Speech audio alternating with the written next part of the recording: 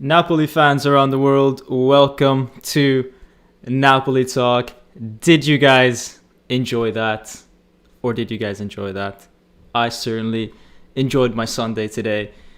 We won against Milan. We got our revenge. We lost 3-1 in the first game. We went to the San Siro. We dominated. We didn't just win. We actually dominated Milan, the team that sits second in the table.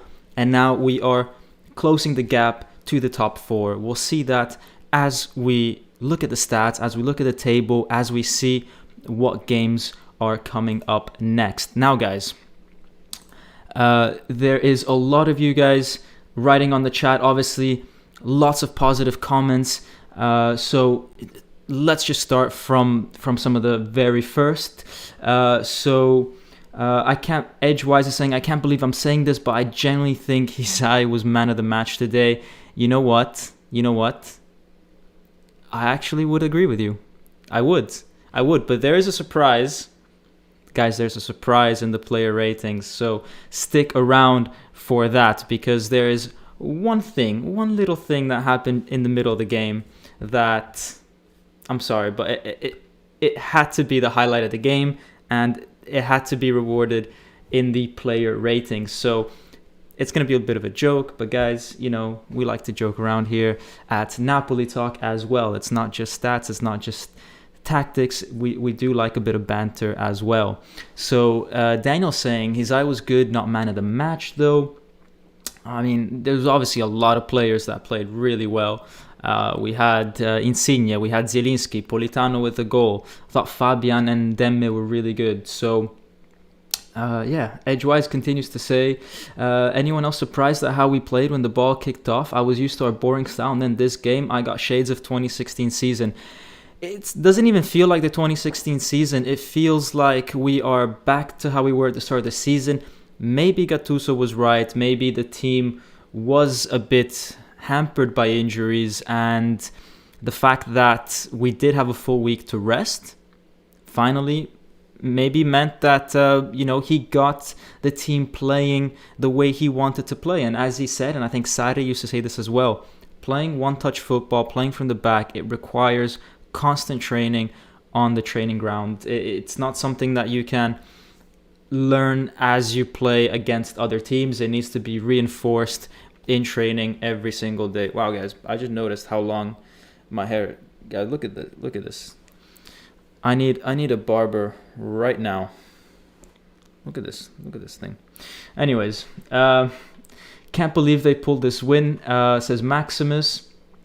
Why can't they play like this every game, minus the BS playing of the back? Yeah, we still play from the back. It's still very risky. We saw in the previous game against Bologna how risky that can be, them losing the ball and Bologna scoring. But luckily we didn't get caught out this time, actually. And I thought, Milan did the exact same thing. This is how, guys, we complain about playing from the back. And the thing is that we need to be doing it. It's the only way, guys. I mean, no decent team playing Champions League football in the last 16 does not try to play from the back. You're going to run into problems, you're going to run into a few mistakes, but it's part of the learning process, guys. In football, you need to be brave at times, and if that means you're going to fall, then fine. You just need to, pick yourself back up. And that's what Napoli need to go through. It's part of the process. We messed up against Bologna last week. This week we didn't mess up. We're going to mess up again at some point playing from the back, but it's required to play elite football. You can't just always chuck the ball upfield, and especially not when we have players like Mertens, Insigne and Politano on the field. Maybe with Osimhen in the second half it was already quite different. So a lot of comments, guys. Sorry if I can't keep up with everyone. There's a lot of you on the chat right now. Thank you for There's 41 of you and 27 have already smashed the like button, guys. Thank you so much. As you guys can see here, 1 like and 1 sub is me donating 1 cent to the Fondazione Cannavaro Ferrara, which is a charity to help children in Naples. Let's get some other comments. Kevin Perry is saying, I don't know about Gattuso. I am sort of torn. Guys, after today's game, honestly, I think everyone should start to have doubts about whether or not Gattuso needs to be sacked or not. I think there's even a good chance that he gets comfortably into the top 4 if we can manage to beat Roma. Roma did not look very convincing today against Parma. And, if we do beat Milan away, which we did. If we do beat Roma next weekend, if we do get a result against Juventus, then you start to wonder, maybe Gattuso does not need to get fired. And I'm sure that De Laurentiis, if he was convinced that firing Gattuso was the right choice, then he would have done it already. And, guys, I think De Laurentiis was very mature not to fire. I mean, very mature. The guy's like a dinosaur.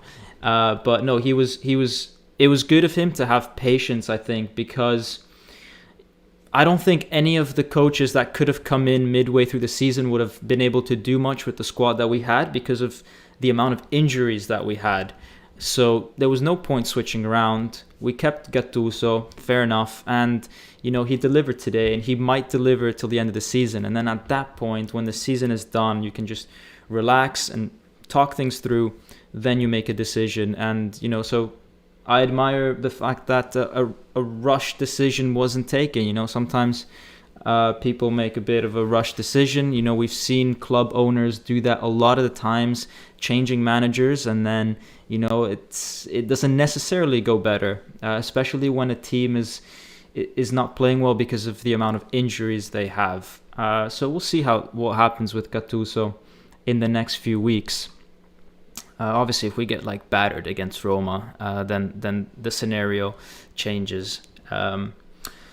Kevin Perry continues to say, I think Osimhen and Petagna up front once he is back. Mertens seems to play a lot better in the number 10, so he can play there with Zielinski. Now, you bring a good point. Mertens is not playing that well. I think he's the player that disappointed me the most in today's game.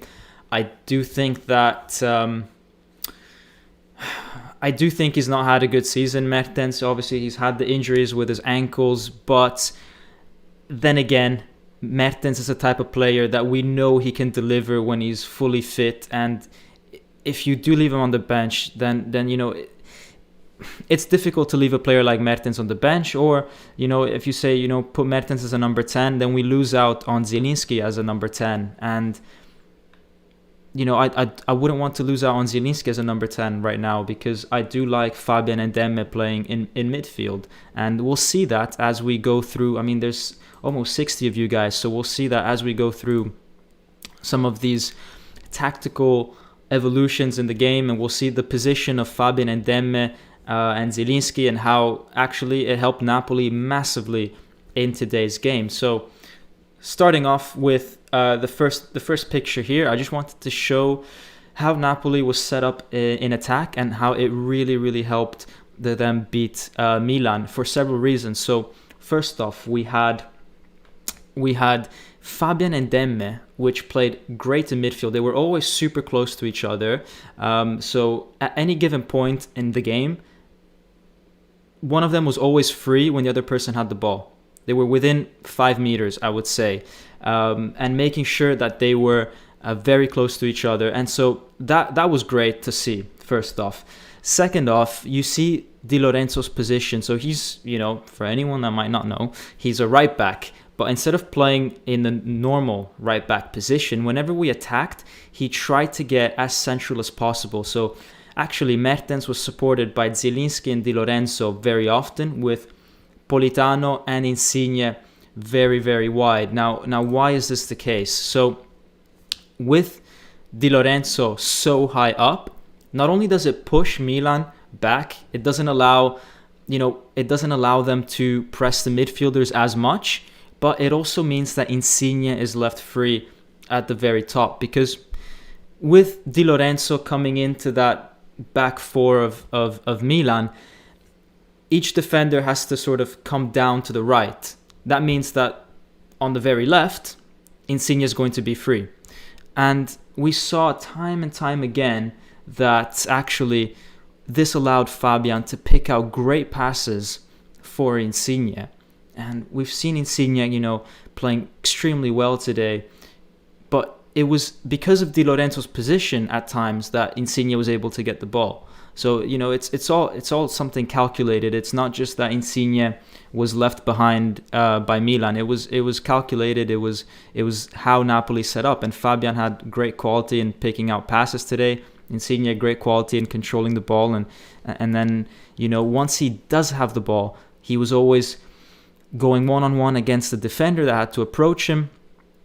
Milan's line didn't understand what anyone was doing.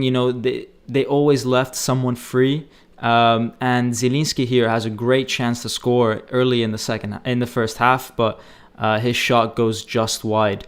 But Zielinski again at another point. Here you have Di Lorenzo, who's this time a bit more wide, but you see Mertens making the space, coming down on the right, and Zielinski going in behind Tonali, finding that space, getting through the Milan defense, and he gets off. He manages to get a shot out of this in the end, but essentially the ball is too far away from it. But we see Zielinski and we saw Fabian as well getting into these positions throughout the game, and it's quite interesting how Milan kind of just let them do that. They didn't follow any of Napoli's runs, and as Samuel is saying, the right back Dallo was terrible for the entire game. I mean, they let Napoli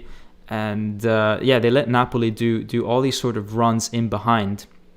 So this is how Napoli really was hurting Milan in the first half. But defensively, Napoli was also really good. Guys, you have to remember that Milan basically had one or two chances at most in the game, and clear-cut chances, and most of them came in the second half. I mean, they did have some shots in the first half, but this was a calculated risk by Napoli. So what Napoli didn't want to do was they didn't want Teo Hernandez to run in behind them. So what they did was they double or triple marked him: Di Lorenzo, Politano, Fabian. There was no way that Teo Hernandez was going to get anywhere through those three. What this means, though, is that Teo Hernandez can pass the ball centrally to either, let's say, Çalhanoğlu, and then Çalhanoğlu can get a shot away. But I would say that is less dangerous than letting Teo Hernandez run through past Di Lorenzo. So it's a very calculated risk, and I agree with the decision for that Napoli did to do that. Let's see some of the comments before I go on to the next slide, because sometimes when I go through this tactical analysis, I just ramble on and on and on. So Ale Tamburino is saying they spent 60 million for Osimhen, Jovic for Real Madrid 50 million, and was much better than Osimhen. I think Osimhen is going to have a very good season next year. Let's remember Lozano in his first season was not so great. He struggled to fit into the team, but then in the second season is when he came to life. And I think Osimhen had a very difficult first year with his shoulder, then COVID. So I would say give him time. I'm never going to start judging a player based off the first season after seeing what happened with Lozano. So I'm not even going to comment any further on Osimhen, really. I'm going to judge his individual performances on games, but I'm not going to judge him as a player, whether it was worth Napoli buying. We'll do that in the second season. Roberto Luongo, not taking anything away, but Milan were missing a lot of striking power. Listen, I don't want to hear that, because if that's the case, then, we would have had an excuse for most of the season. We were without Mertens, without Osimhen, and I don't think any team played against us, got points against us, and was like, oh, well, they didn't have Osimhen and Mertens. So, I don't care. I don't care that they didn't have Ibrahimovic, honestly. We gotta look at what they put on the field. It was a good team, and we beat them. End of story. It is what it is, guys. It is what it is. That's football. Anthony just got here, guys. Forza Napoli sempre. So happy with today's game and how we finally played like a team. Mertens, in my opinion, was the only player disappointed. Isai, wow, great game. That's a brilliant summary, man. That's exactly how I feel, and what a way to round off the weekend, guys. I mean, Roma dropping points, Napoli winning, Milan obviously dropping points because we beat Milan, and yeah, just a good day for Napoli today. Edgewise, Osimhen came on to win headers and hold the ball, and he did exactly what he was supposed to. He even nearly poached a goal. Honestly, I think he did good. Let's not forget that also Osimhen was responsible for getting Theo Hernandez booked, got him a yellow card. So he was a threat for that Milan defense all throughout the game, whenever he was playing. And you know, if they didn't foul him there, maybe he would have gone on to score like he did against Bologna. So Alessandro De Marco is saying, what did Rebic say? I saw something like figlio di, which son of a. I don't know, man. I don't know what he said. Maybe he made fun of the ref for falling down. I don't know. Whatever he said, I'm sure he deserved to get a red card. Insigne, whatever he said against Inter, he got a red card. I'm sure that Rebic said just as bad, if not worse, than what Insigne said in that game against Inter. So, you know, it's the rules of the game, guys. You know, let's see. Adam Miller saying, Osimhen has 2 good games in a row. Hopefully Roma is 3 in a row. I have a good feeling about... Oh, and I'm not going to say it. Because then you guys say that I jinx Napoli. I even heard someone say once that Napoli was not winning because I started doing lives. Now, this is like back in January or something when it's like, guys, I'm not the issue here.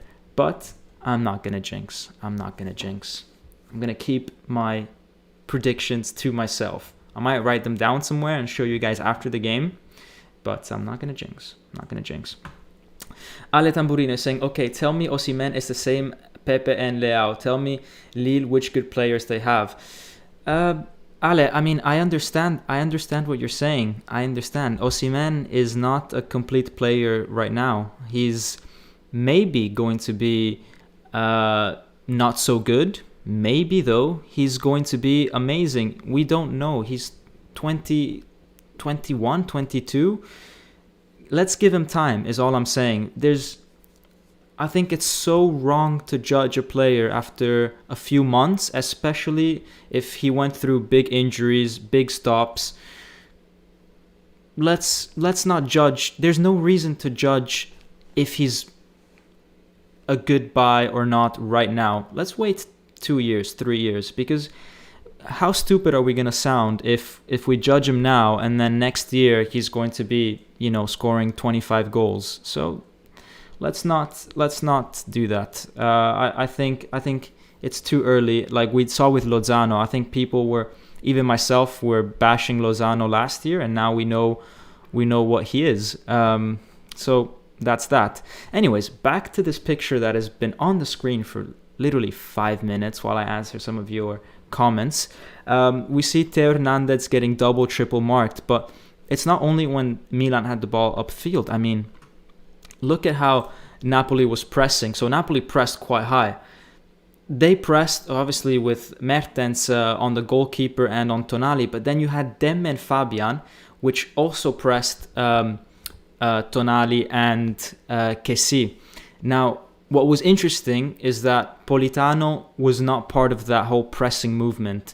He stayed back because he wanted to cover Theo Hernandez. So he's in a position where he's covering for Demme and Fabian because he needs to be a bit central because Demme and Fabian are super high up. But at the same time, if the ball does go to Theo Hernandez, he is in front of him and goal side enough to be able to get you know, in and around Theo Hernandez, and he's got the speed to do that. And it's a good choice to allow him to put him in that position, because if we had kept Demme and Fabian behind in that position instead of Politano, let's say hypothetically we switch Fabian and Politano, guys. What happens if Theo gets the ball? He's going to outpace Fabian. But with Politano back there, we've got a chance. So, wow, guys, thank you for the 48 likes. A lot of you guys liking this video. Thank you. Hope you guys are enjoying the tactical analysis that I'm preparing. Daniel Bowen is asking, should we want Lozano to start the next match? I think there's no rush to start Lozano. I think the players that we have right now are okay. As in, maybe I would start Osimhen instead of Mertens against Roma, and keep Politano and Insigne. I think they're playing well. There's no point in risking Lozano, I think, in my opinion. Let's give him 30 minutes off the bench. I think it's very difficult to go from playing 0 games in a month to starting against Roma. If he had maybe played 20 minutes today, then maybe it would have been a good idea to start him against Roma, but I think we can keep Politano against Roma. When is Lozano coming back? Lewis, he's going to come back against Roma, but as I said, I'm not sure if he's going to start. It will be very, very, very risky from Gattuso if he does that. Simon is saying, Dom, as we all know, we're the most handsome team overall in Serie A, even after Jorginho left. But who's the best looking in your opinion? My vote is Mertens. No homo, man. I don't know. I have no opinion on that. Ronaldinho. Lozano, before coming to Napoli, had only been in Europe for 1 year, so he was still in the learning phase. Exactly. But, he was also new to just Napoli and the Serie A. And even though Osimhen's been in Europe for several years, both in Belgium, France, even in Germany at one point, he's new to the Serie A. Serie A is completely different. And he actually started off extremely well. Great start to the season, and then he got injured. So let's give him time. He might end the season in a bang. So, who knows? Off topic, ESPN really loves Ronaldo, Messi, and the EPL. I mean, some people love Ronaldo. Some people want pineapple on their pizza. You got to... The world is beautiful because everyone's different. You know what I mean? Personally, I don't like pineapple on my pizza. Personally, I don't like Ronaldo. But hey, there's gonna be people that like that. It's a free world, guys. It's a free world. That's the beauty of it. So, I like to focus on Napoli though. So, and particularly, guys, I like to focus on Napoli goals. And look at this Napoli goals. Look at this Napoli goal. So you've got Milan attacking. Now, this is the game-changing moment. When you think of football and you think of a full 90 minutes, this is a point in time, a specific point in time where the game switched in a millisecond. A ball's played from out wide centrally for Milan. Now, he has 2 options. He can either accept that the ball is going to a Milan player and hold back and allow Milan to come towards him, or he makes a split-second decision and he goes for it. And this is what I'm talking about. You guys need to risk. You guys need to take that risk. He goes for it, intercepts the ball, and this is what changes the game for Napoli. He plays, I think, 3 1-2s with Zielinski, gets past those 3 Milan players. All of a sudden, Napoli have the whole field in front of them, thanks to Hizai making that one decision. And after that, it's one-touch football between Hizai and Zielinski. Fabian and Mertens make central runs, allowing Politano on the right to have all the space in the world to run into, and Zielinski is good at picking out the right pass. Instead of passing it, well, he could have maybe even passed it to Mertens, if it was a good enough pass, probably not the best choice, but he makes the best choice by passing it to Politano. Politano is reading the game well. He knows he has to make that run, gets the ball, and on his weaker right foot, and trust me guys, it is a weak right foot that beats Donnarumma. He beats Donnarumma. And that's 1-0 Napoli. But guys, it all started. It all started with that point there. Sorry for the whole. It all started with that point there. This is the moment that changed the game. This is the moment that his eye realized, you know what? I need to grow a pair and intercept that pass instead of holding back. And this is what good teams do, guys. They have the courage to attack and to intercept, and this is the moment that changed the game. So congrats to Isai. Fully deserves a really high player rating. In the next few minutes, we'll go over the player ratings. Guys, what are we talking about here? Are we talking about different kinds of pizzas in the chat? Daniel Bone is saying, Dom, let's rank these teams at most threatening to Napoli for top 4. Milan, Juve, Roma, Atalanta. Okay, let's do that after. I'll keep that question in mind. I'll finish off the tactical analysis of the highlights of the game. But yeah, let's continue. That's a good question. I'll come back to that. Milan, as I said, were only dangerous a few times. One of the few times that they were dangerous was through a free kick by Tonali. I can't remember who got his head on it. And Ospina, had good reflexes to get to the ball, but nothing really that dangerous. I think Napoli played extremely well in defense, extremely careful game in that regard. And then I think, guys, this is the highlight of the game. So Osimhen drawing Theo Hernandez to a nasty foul.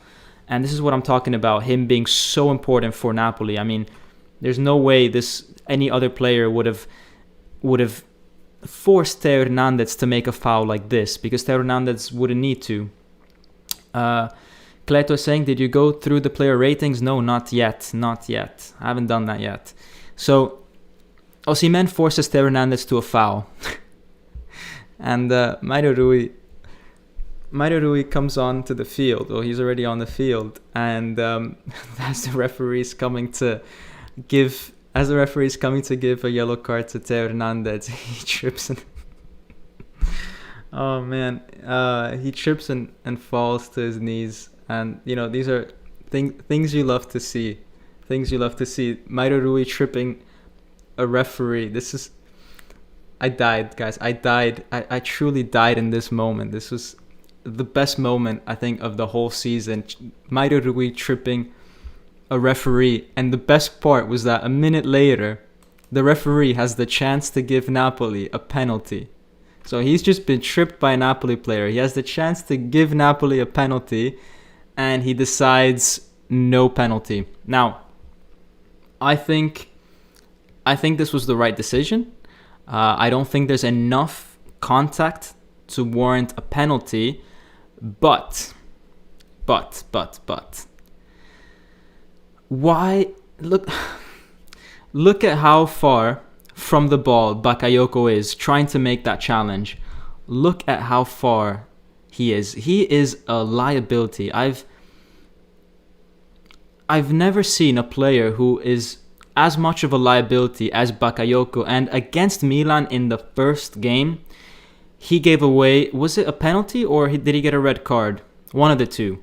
And now he was about to give off a penalty. So either he thinks he's still playing for Milan, or, the kid is just the most reckless player, the most brain dead player I've ever seen in my life. Every time he plays, even if it's for just 5 minutes, he is a liability to us. Now, luckily, no penalty was taken, but I mean, why is he going for the ball there? Theo Hernandez with his back to goal. No reason to lunge in like that. Look at that lunge. Just horrible. And this will take me to my player ratings, guys. where are my ratings? Let's go find them. I don't know why they didn't appear here. Let's go. Let's put them in there. All right, so let's start off with our man of the match. Mario Rui, who did nothing for the game. So actually, it should be NA. But I'm gonna give him an 8 for that tackle on the referee. I think it's the best tackle I've seen in my life. I think the ref went down a little too easy. But it's one of the tackles that they need to teach kids in all the football schools in all the world. And the sooner we make a DVD out of that tackle, then the better the world will be, because it was art.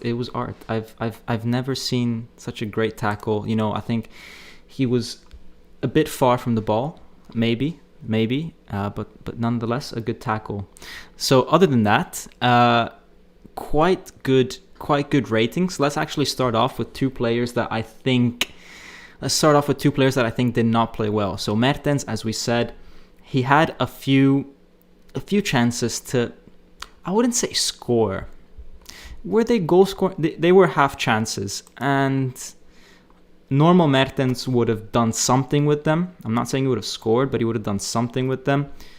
Today's Mertens did nothing with them. I mean, he was inexistent. He was pressing, which was nice to see. He was running around, but really, really, really absent in attack. So I didn't like Mertens. And then Bakayoko, 5.5. I mean, this guy, as I said, he's a liability. Literally, like, I don't hate anyone. I don't think I hate anyone, but I mean, if there's one person I'm close to hating, might be him. I just know that one day we're gonna. Actually, no. I mean, it already happened against Sassuolo. Like, I was gonna say, one day it's gonna cost us so many points. I mean, he's already done that. He's been costing us points week in, week out. But everyone else played great, and honestly, I didn't know who to pick as a standout performer between Insigne, Zielinski, Politano, Koulibaly, and Hysaj. As I said, Hysaj maybe just about edges it, because he's the guy that changed the game for us. In the build-up of the goal, it was all Hysaj. So maybe he deserved an 8, and I think throughout the game, he was solid. Really, really, really solid. But it's very hard to give Hysaj an 8 for some reason. I don't know. I just can't do it. But everyone else, Koulibaly had everyone in his pocket. Politano with the goal with his weak foot. Zielinski with the assist and the few chances. That he played well. And Insigne with the ball was a little magician today in the midfield. Amazing pressing, amazing passing. A lot of running. Honestly, I really, really deserved it. One player that didn't do much for me was Elmas. I mean, he always comes on, and I think he doesn't mess up anything. He doesn't even do anything that nice. I think someone like him needs to show a bit more desire. And I think if there's one player that I wouldn't say had a bad season, but definitely did not perform to the standards that I hoped he would definitely be Elmas. Would definitely be in the top 3 of those players. But everyone else played quite well, honestly. Maximovic had a good game. Ospina came out when he needed to. Mario Rui as well, with that tackle. Di Lorenzo was excellent today in his positioning, and he picked out a really good pass for Zielinski in the first half that we analyzed earlier. Ronaldinho saying Napoli would be top 2 right now if they didn't drop points against mid-table teams. Definitely. And we would probably be second place now without injuries. I'm not sure if we would have been good enough to be first, but we would have been up there without injuries, I think. Let's see. I saw Fabian run today. That is when we're on top. of our game. Danny Baum saying that. Yeah, Fabian was excellent today as well. He made some great passes and also some really good runs in behind the defense. I didn't show them in the pictures like 10 minutes ago that I was presenting, but he did have quite a few good runs in there. Ospina and Maximovic deserve second, a 7 secondo me, according to him. Well, 7 is a bit much. Ospina had some good saves, but they were quite at him. I don't know, not a 7. 6.5. 6.5 is a good... Guys, you have to realize 6.5 is quite good. It's quite good.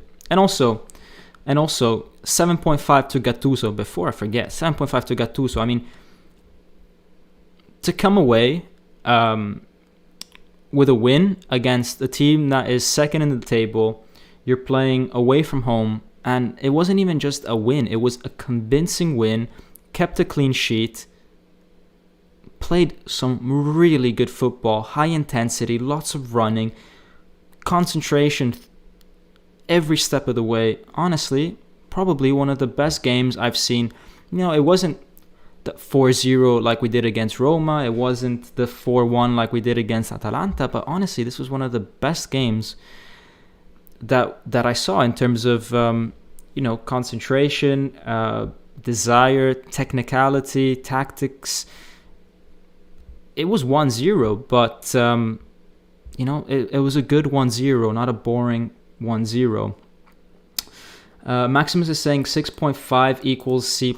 No, man, it's quite different.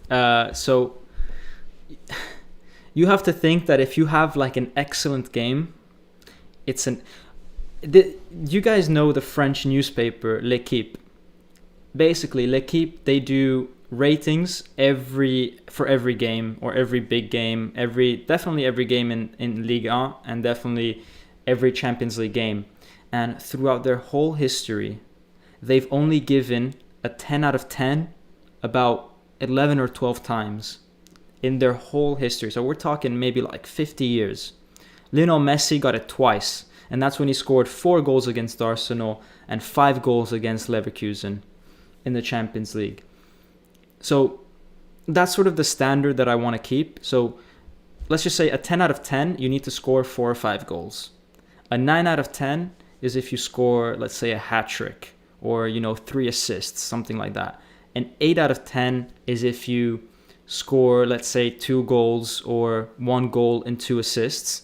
And then 7.5 is you had a fantastic game, but you didn't, maybe it's 1 goal or maybe 1 assist or 1 really good moment, a decisive moment.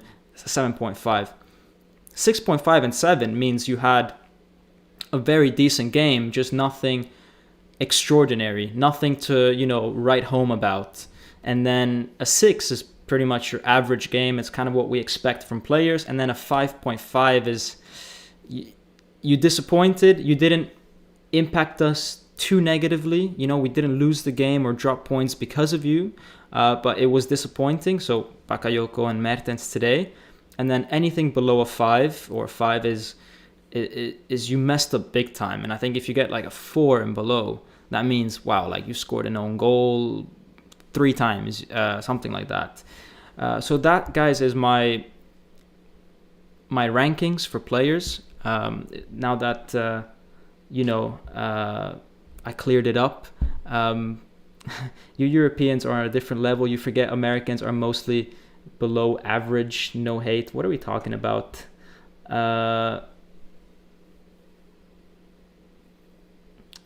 Oh, yeah, we've got Lucas on mobile saying congratulations, but still no Champions League next season. I am not hating. I am stating a fact. Please, plus sleeping with the FA for match postponement is embarrassment. Lucas, the FA is something they have in England. In Italy, it's Lega, first off. Second, it can't be a fact that we're not getting Champions League football because it's not been decided yet. So you're saying a lot of things which are not facts, which is quite ironic. But yeah, man, I mean, congrats, Napoli. You're saying so cool. Like, keep it civil. But I'm just correcting you on those things. But no hate, no hate. You guys know this channel is, I'm not about that life. So yeah. Anyways, I keep seeing my face in there, and I really need a haircut. Barbers reopen on the 12th of April here, guys. But yeah, who knows what I'm gonna look like until then. I might just get like whatever. Anyways, Maximus is saying your grades are different is all I'm trying to say. Maximus, I know I grew up actually going to school in an American system, so I know A+ to like a C-, and like a C- is like a 70%, which sounds like a 7, but really if you grow up in Italy and you get like a 7 out of 10 on your homework, it's like wow, you're a genius, so I'm trying to keep to the European standard where a 10 out of 10 is really like exceptional. And I think that's fair, because if we start giving out 10 out of 10s for someone that scored just 2 goals, then what do you give out when someone does score 4 or 5 goals? So we need to, I think it's fair to be harsh. Dominic is reminding me, remember about rating top 4 opponents, Dom. Thank you for reminding me. All right, let's switch the screen. I'll switch the screen. So I think to do this, actually, let's take a look at the table. Going all over the place, but let's look at the table. So we'll get to the stats later. All right, so you've got Inter in first place, and then between 2nd and 7th, I would say, no, let's get rid of Lazio. No, because if Lazio win, they go to 49 points. If Lazio go to 20, with 27 games, Lazio could be at 49, which is only 3 behind Atalanta with 52. So yeah, let's keep Lazio in there. Okay, so between Milan and Lazio, potentially there's only 7 points. So 6 teams within 7 points.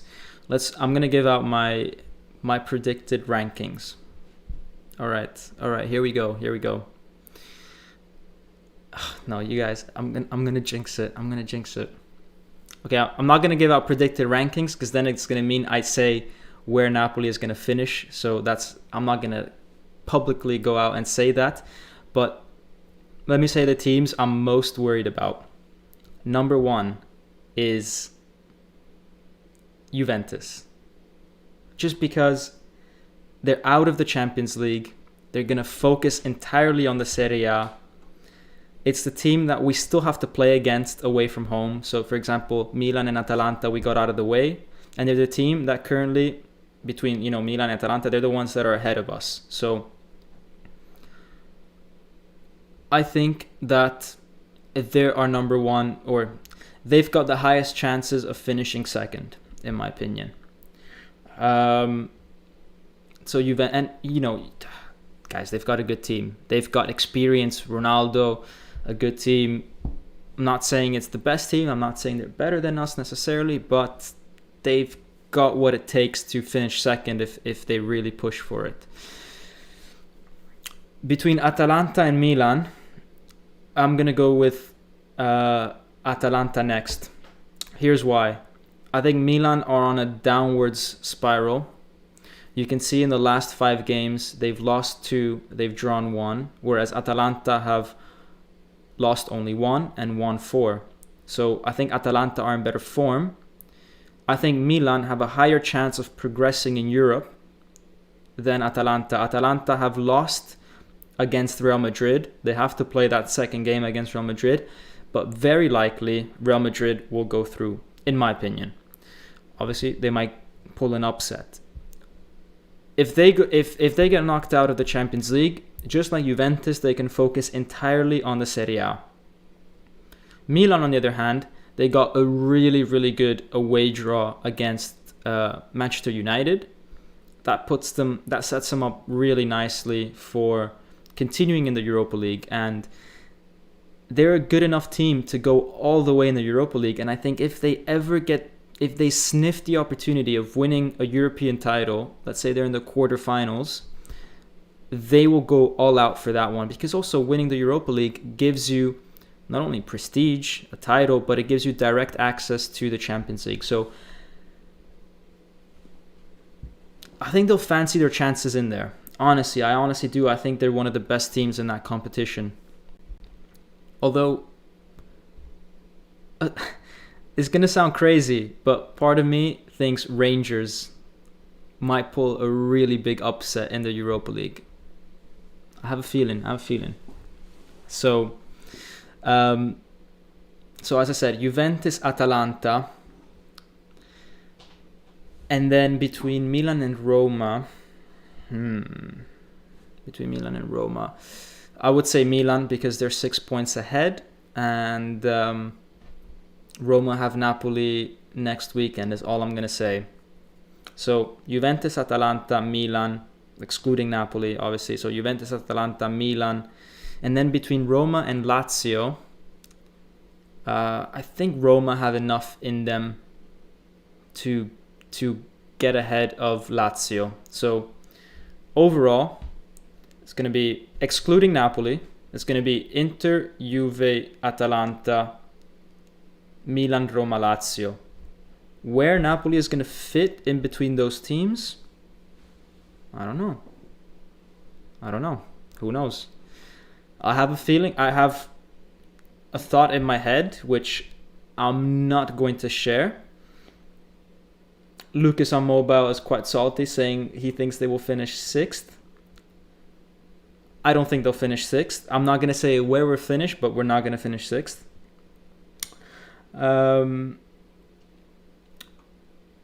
Let's see. Someone is saying, Barone04 is saying, you shouldn't just give higher ratings for goal scorers only. Exactly. You shouldn't just base ratings on who scored goals. I agree with that.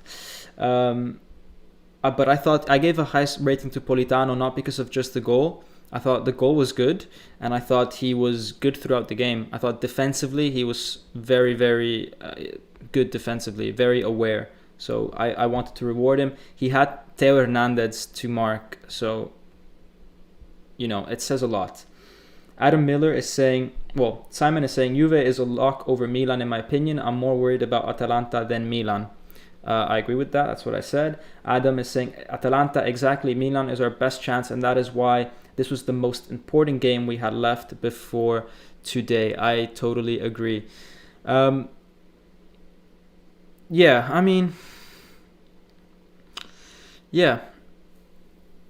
knows, right? Who knows? The more I look at the table, the more thing is, you can't strategize. You can't. It's too early, guys. Whoever finishes in Champions League football is never decided in March. Guys. Never.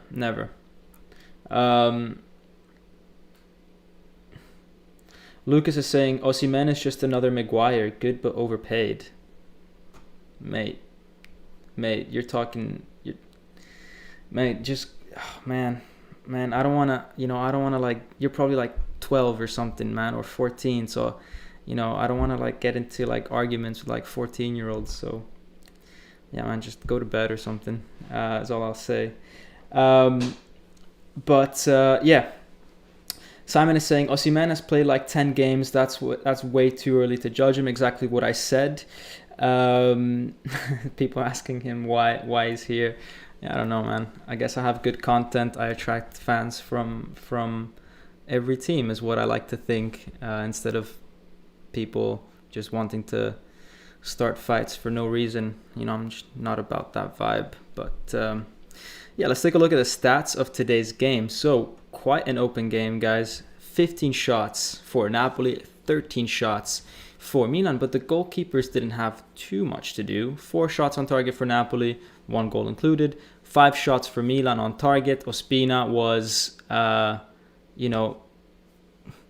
called into action once or twice, but nothing spectacular. Possession, 44 for Napoli, 56 for Milan, but actually, at the end of the first half, it was the opposite. It was 56 or 54 Napoli and 44 or 46 Milan. Obviously, when Napoli scored the goal early in the second half, obviously Milan are a good enough team, have enough quality to get the ball from Napoli and try to attack and try to, put the pressure on Napoli, which is why they ended the game with more possession. But at that point, Napoli had already scored. Up until the Napoli goal, Napoli was dominating possession, dominating the play, pushing Milan back, as we saw in the screenshots that I showed earlier. And the passing accuracy, I think, 84%, that is the sweet spot. I keep saying how sometimes if it's below 80, you played bad. It means you couldn't string passes along. But if it's above, let's say, 87, 88, it means you played it way too safe. It means you were just passing around the back. The sweet spot is between, I would say, 82 and 86. If you're within 82 and 86, that means that you played well enough and also you tried to go forward enough. I mean, that obviously depends on team, but a team like Napoli, obviously if you're a team like, I don't know, Barcelona, then you expect in the 90s because that's just how you play football. If you're a team like Verona, you might expect high 70s, low 80s, and that's a good game. But I'm saying for a team like Napoli, when you have 84% possession, it shows you weren't too defensive, but you were going quite well in attack as well. And one red card to Milan. I didn't actually put that in the pictures, but yeah, I mean, as you guys mentioned in the chat, that was Rebic saying something to the referee late on in the game. So don't think that had any effect on the outcome of the game, guys. So what does this mean for Napoli? So if we just go back slightly to the league here, we've got 50 points with a game in hand. Our next game is against Roma, as well on 50 points. So if we get a win against Roma next weekend, that's going to put us 3 points ahead of them with a game in hand on them, which is super important. So the next game is critical for Napoli. And if we do win or get a draw against Juventus, which is the game in hand, then it's going to be a very, very, very interesting end to the season. But, even if we lose, we're only 2 points behind Atalanta if we lose that game against Juventus. So anyone's guess on how Napoli are going to finish the season. Now, guys, let's see if you've got some questions, but I will be ending the live in a few minutes because I do have work tomorrow morning. So I think 2 more minutes, guys. Let me answer some questions here.